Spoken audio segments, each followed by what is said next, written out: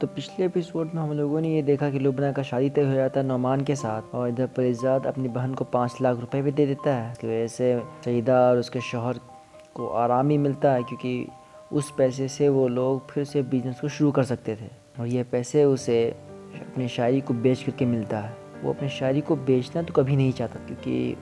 وہ شاعری اس کو بہت زیادہ ہی عزیز تھی اور اسے خود پبلش کرنا چاہتا تھا، لیکن مجبوری کی عالم میں اسے یہ قدم اٹھانا پڑا اور اپنی شاعری کو بیچ کر کے جو رقم ملے وہ اس کو اپنی بہن کو جا کر کے دے دیا، تاکہ اس کی بہن کو آسانی ہو، اس کے شوہر اسے خوش رکھے۔ تو چلیے شروع کرتے ہیں آج کا ایپیسوڈ، جس میں ہم لوگ یہ دیکھتے ہیں کہ پریزاد خوب محنت کرتا ہے اپنا کام میں، بلکہ مہینوں بھر کا کام کچھ ہفتوں میں کر دیتا ہے۔ اس بات سے اس کا مالک بہت زیادہ خوش ہوتا ہے اس سے، اور یہ کہتا ہے کہ آخری اتنا محنت کیوں کر رہے ہو، کام تو آرام سے بھی کیا جا سکتا ہے۔ اس بات پہ پریزاد کہتا ہے کہ مالک مجھے جلدی پیسہ کمانا ہے، بہت پیسہ کمانا ہے، امیر بننا ہے، اور قریب 10-15 لاکھ کی ضرورت پڑے گی فی الحال۔ بات پر اس کا مالک کہتا ہے کہ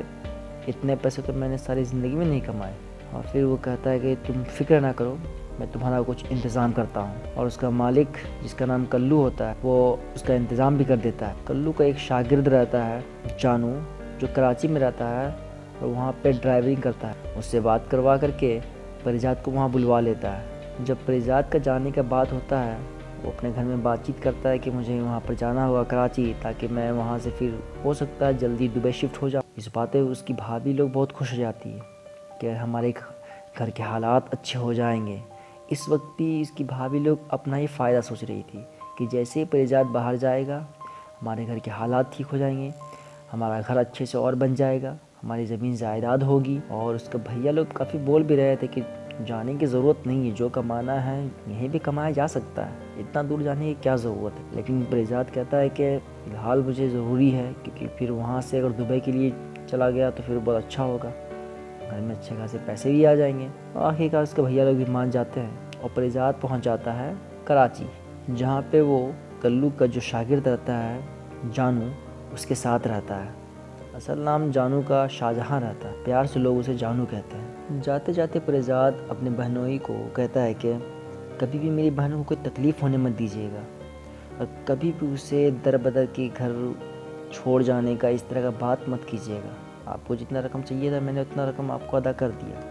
اب بزنس شروع کیجیے، اب جو کرنا ہے اس پیسے سے آپ کر سکتے ہیں، لیکن کبھی بھی میری بہن کو ذرا سی بھی تکلیف ہونے مت دیجیے گا۔ اور جب پریزاد پہنچ جاتا ہے وہاں تو اپنے دوست کے ساتھ رہتا ہے، اور کچھ دن رہنے کے بعد اس کا نوکری بھی لگ جاتا ہے، جہاں بہروز کریم صاحب اس سے ملتے ہیں۔ جب بہروز کریم صاحب اس کا نام سنتے ہیں کہ پریزاد نام ہے اس کا، اس نام کی وجہ سے وہ اس پر اور زیادہ توجہ کرتے ہیں اور اس کو نوکری پر بھی رکھوا لیتے ہیں۔ بہروز کریم وہ بہت بڑے بزنس ٹائکون ہیں، جہاں پر ڈرائیونگ کرتا تھا اس کا دوست جانو، اسی کے سفارش پر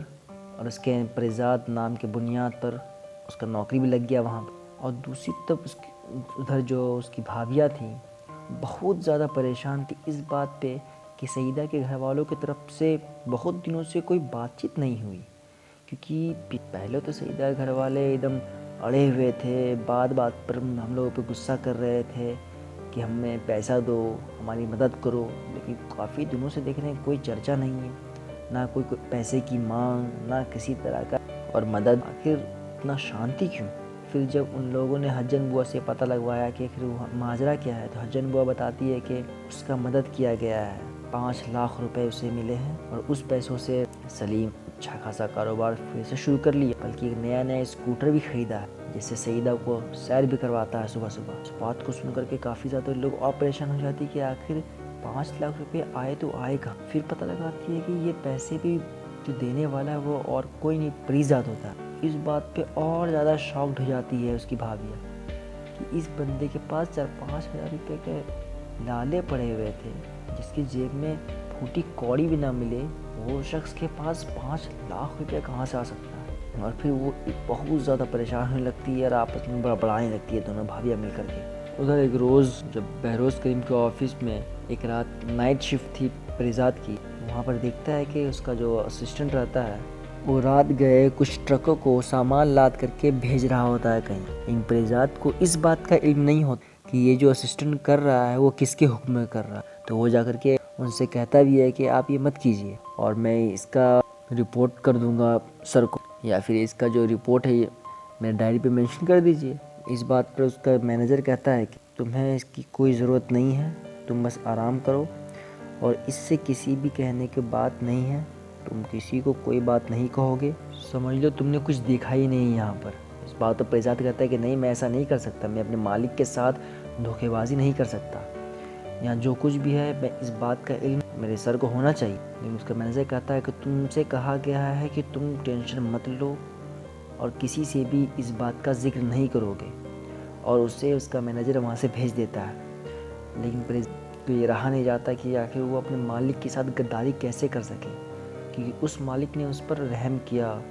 اسے نوکری دلوائی، اس کے ساتھ غداری کرنا اچھی بات نہیں۔ پھر پریزاد جا کر کے اپنی پوری بات جا کر کے اپنے دوست کو بتاتا ہے، جانو کو۔ جانو بھی کافی منع کرتا ہے کہ تم ان سب جھنجھٹوں میں مت پڑو، وہ لوگ امیر لوگ ہیں،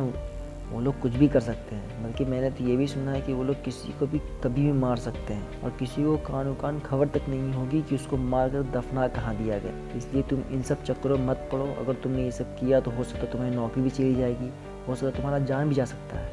اسی لیے ان سب جھنجھٹوں میں پڑنے سے کوئی فائدہ نہیں ہے، تم بس اپنا کام کرو اور بس اپنا منہ بند رکھو۔ لیکن پریزاد کا دل نہیں مانتا،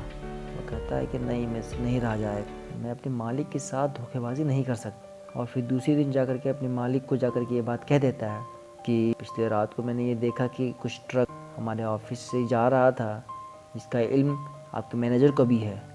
لیکن اس کا رجسٹر میں کسی بھی طرح کا کوئی مینشن نہیں کیا گیا۔ آپ ہی بات کر لیجئے، آخر وہ اتنے سارے ٹرک گئے تو گئے کہاں، اور سامان لاد کر کہاں لے جایا جا رہا۔ اس بات پر بہروز کریم صاحب کہتے ہیں مینیجر سے، کیا یہ سچ کہہ رہا ہے؟ اس وقت وہ خاموش رہتا ہے، وہ کہتا ہے کہ اسے شام میں لے آؤ۔ اور یہیں پہ ختم ہوتا ہے آج کا ایپیسوڈ۔ تو چلیے ہم اگلے ایپیسوڈ میں دیکھیں گے کیا پریزاد کو جان سے مار دیا جائے گا، کیا بہروز کریم بغیر کوئی پریزاد کو ختم کر دے گا، یا پریزاد اپنی بے گناہی کو ثابت کر لے گا۔ حالانکہ پریزاد نے تو جو سچ تھا وہی کہہ دیا، لیکن پوری سچائی یعنی ابھی تک کہاں جان پایا۔ پریزاد کو یہ بھی علم نہیں تھا کہ ان سارے کے سارے